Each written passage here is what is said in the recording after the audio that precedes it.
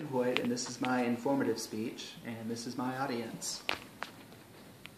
Hello, I'm Kevin Fowler. My name is Maria Fowler. I'm Karen Doris. I'm Jim Willis. And I'm Sally Willis. And I'm Jordan Hoyt. All right, so imagine a hypothetical situation.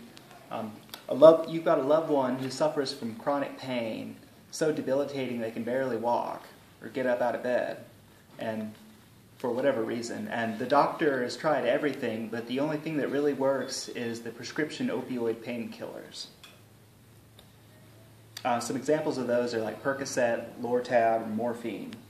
Now you and everyone knows that they can be dangerous if taken the wrong way, but did you know they can also be dangerous if taken the right way?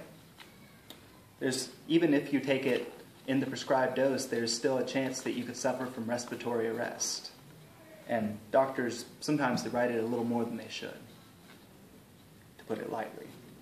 So how do you balance the danger of overdose with the significant relief from debilitating pain that you can get from the opioid painkillers? And then, do you know what you would do if you came home and you found that they were on the floor not breathing and you suspected it was an overdose? What would your first step be? And another thing to think about, what if you go to the doctor and the routine blood test finds that their liver is failing? Did you know that the Tylenol, the acetaminophen that prescription opioids are often combined with will eventually cause liver damage if you're taking it too much, and many doctors prescribe it in doses that are higher than the FDA recommended dose. So these are difficult but important questions, and it's better to think about them before they happen rather than after, when it's too late.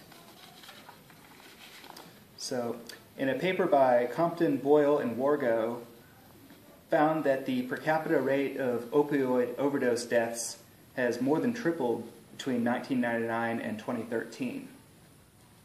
It's now more common to overdose on prescription opioids than from all illegal drugs combined.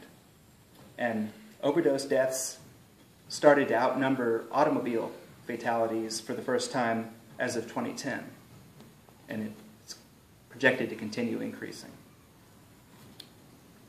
So that's the world we live in now, where death is more likely to come to you from the friendly neighborhood pharmacist than some shady drug dealer or an inattentive driver slamming into the passenger side. But it's not like we could eliminate overdose deaths by banning the drugs, because they have a well-defined place and well-defined need. We couldn't do it any better than we could ban cars to stop car crashes, because there's an obvious need for transportation as well. So we can't just refuse to use any painkiller stronger than Tylenol. So what is to be done? And then, speaking of Tylenol, as I alluded to before, it can be very bad for the liver, especially if it's taken in higher doses. In a paper by Deval, Goss, and Associates, it reported that the FDA has lowered the safe dose of acetaminophen to 4 grams per day, when before it was 6 or even 8 grams a day was considered safe. But dozens of OTC products contain acetaminophen, and sometimes it's in really small print where you might not even know you were taking it. And of course, it's also combined with most of the prescription opioid painkillers. So you're usually, if you're on one of those painkillers long term, you're already taking your full 4 grams a day. So if you took anything else that can